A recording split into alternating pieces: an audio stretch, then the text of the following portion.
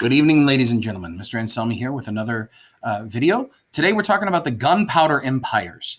That is the Ottoman, the Safavid, and the Mughal empires of the Indian subcontinent and the Middle East, and even well into Africa and Europe.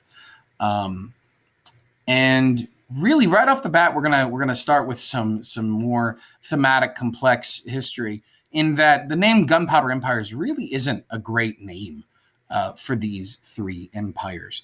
The reason they originally get called the Gunpowder Empires is because gunpowder becomes a real key aspect of warfare at the time, with the Ottomans using weaponry like this in the fall of Constantinople. We'll get to that in 1453. These are bombard cannons, right? And artillery like that. And so history is going to remember these empires as the Gunpowder Empires, but really history learns and grows over time. And so now we refer to these as the land-based empires, as well as the Ming Dynasty and a couple of others. But I'm still going to use the term Gunpowder Empire because it is fitting and it is something that is identifiable and rememberable, if that's a word. So we're still going to use it, but we're going to dive in really quickly. But even that, right off the bat, we use words and we change them over time, and that is history.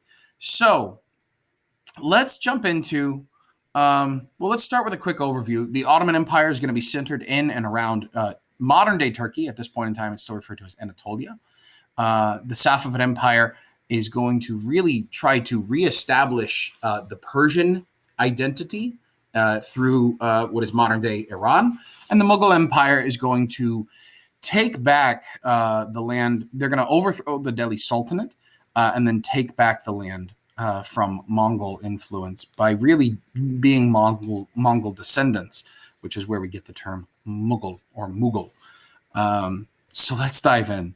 So here we go, Ottoman Empire, and we're going to start with the man himself, Otman or Osman or Othman, and I'm going to go ahead and apologize now for the pronunciation of everybody's name.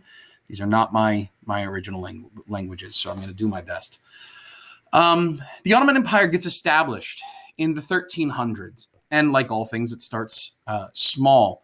But Ottoman is going to be where we get the name. But really, their biggest and first real rise to power is their domination of the city of Constantinople, right here in the year 1453. This is one of those dates that you probably should know to cite for an LEQ, a DBQ, or an SAQ.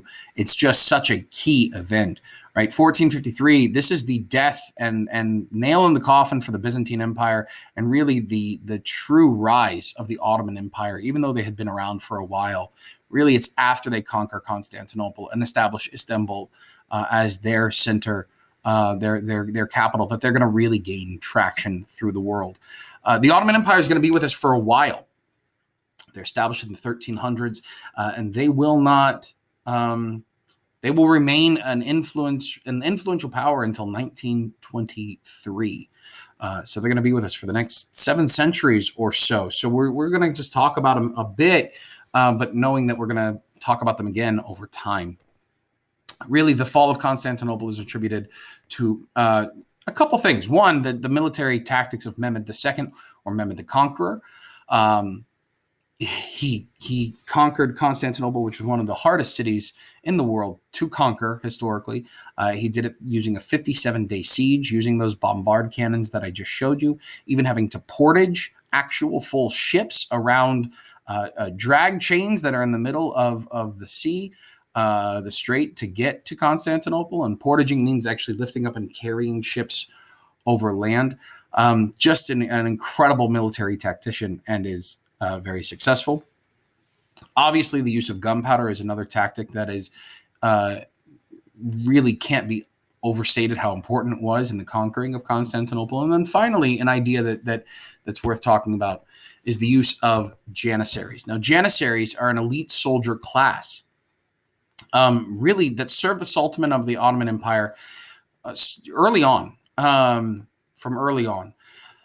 Now, the janissaries are going to eventually be made up by anybody, but originally they're going to be, and for a long time, they're going to be made up by kidnapped Christian children, Christian boys. who are taken at a young age and then indoctrinated into the ideas of Islam, converted to Islam, and then made to serve the Sultan. If that sounds like slavery, it's slavery. But history is actually going to be a little kinder to the idea of Janissaries than to other enslaved peoples. And the reason is because Janissaries are actually entrusted with a great deal of power and influence over time. Now, that being said, they were forbidden to marry until major events. They were forbidden to engage in trade. So there were limitations on their life, even though they were entrusted with great power. So, but the Janissaries are a term you should know, this elite soldier group. And all of them, if you see there, carrying gunpowder-based weaponry. And they're going to be extremely powerful, extremely influential. The last ruler that you might want to be able to reference from the Ottomans is Suleiman the Magnificent, and you can't not look at his hat. But Suleiman the Lawgiver, he really ushers in the golden age of the Ottoman Empire. He rules the longest ruling emperor or sultan, of the Ottoman Empire from 1520 to 1566. This is when the greatest movements of arts, literature, and architecture. He's going to be responsible for expanding the borders. His defeat of Hungary in 1526 really makes the Ottomans solidifies their role as the power of Central Europe. But with that, we're going to move on to the Safavid Empire. Now, the Safavid dynasty, one of the most significant ruling dynasties in the history of Iran or Persia. They are going to establish themselves by uniting the Persian people again, right? Especially in the Azerbaijani region. It was of mixed ancestry of the Kurdish and the Azerbaijani, along with Georgian, Circassian, and Pontic Greek, right? It's really the first time since the Sasanian Empire, which is a group that followed the Achaemenid, which is who we studied in our classical empires video from Persia, that Persia is going to feel like Persia. But, and it's established by Ismail I, who has a fantastic hat of himself. Ismail I is the founder of the Safavid Empire. And it's really been 850 years since these groups in this region have been united under a native-born Persian. And Ismail is that. So he's going to rise to power, unite these groups, but he's also going to introduce 12er Shia Islam, which is the most popular sect of Shia Islam, which is going to be starkly different from Sunni Islam. That is what is practiced by the Ottoman Empire. That's going to lead to a series of battles and a pretty bad defeat of Ismail. But he's still going to be able to establish his own dynasty, and they're going to last for 200 plus years. By the way, he does all of this at the age of 14. Here he is at 15, establishing his new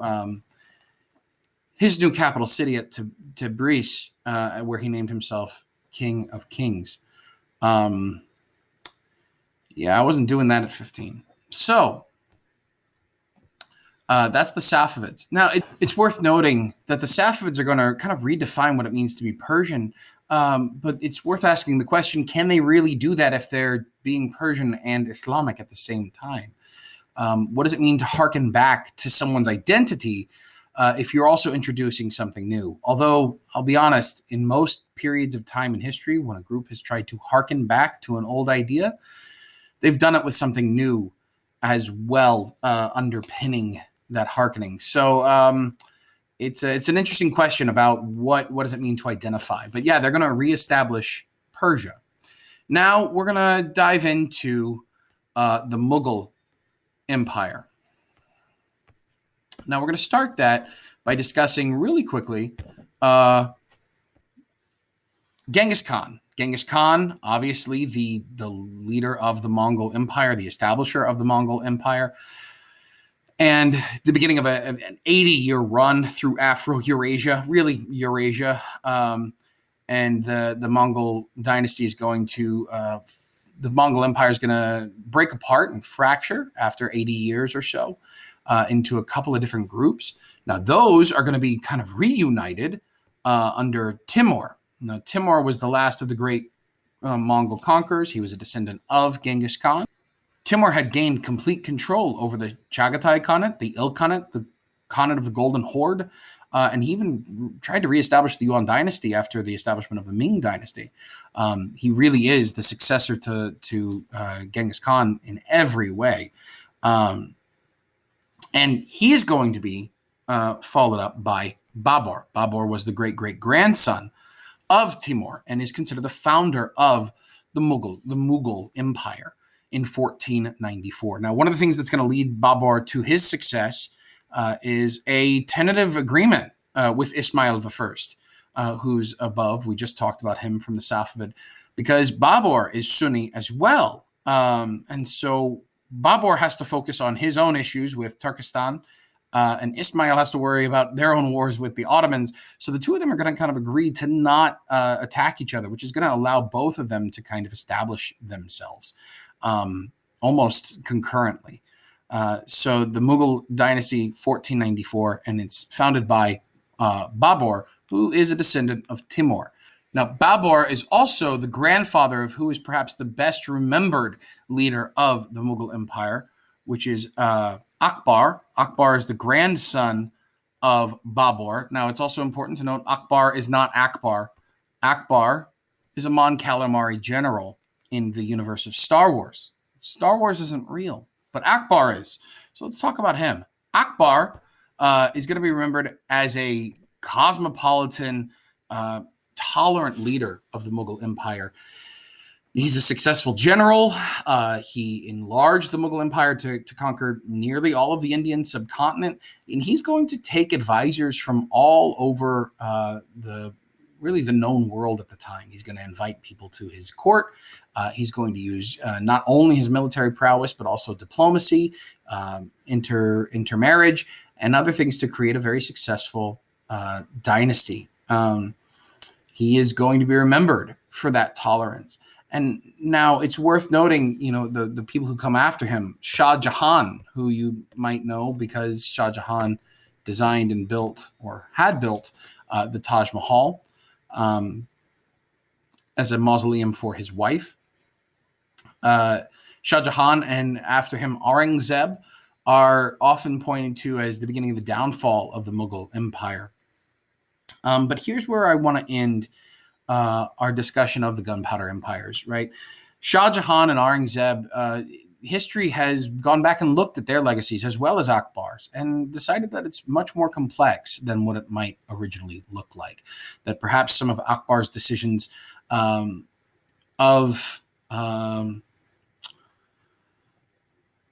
tolerance and of his taxation actually leveraged India against itself to create some of the issues that are going on under Shah Jahan and Aurangzeb, which led them perhaps to make more authoritarian decisions in the name of continuing the Mughal Empire. Whether or not Akbar was the best ruler and Aurangzeb was a bad ruler is really a matter of discussion. And it's not one that I'm necessarily going to weigh in on, except for to say this. And this is something I tell my students a lot. We use names and dates and places in history.